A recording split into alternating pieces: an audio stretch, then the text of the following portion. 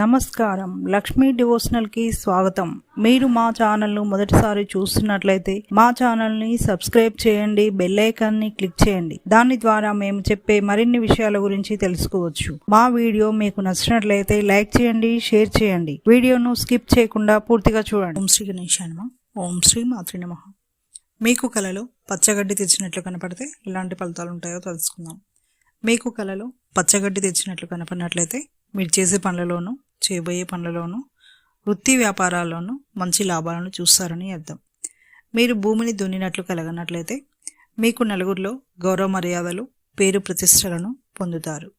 పచ్చని పైరుల మధ్య నడిచినట్లు కలగనట్లయితే మీరు చేసే పనులలోనూ చేయబోయే పనులలోనూ వృత్తి వ్యాపారాల్లోనూ మంచి ఆర్థిక అభివృద్ధిని చూస్తారు.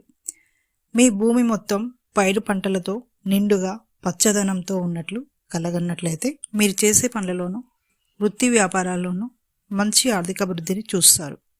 మీరు అనుకున్నంత అధిక ధన ప్రాప్తిని పొందుతారని అర్థం.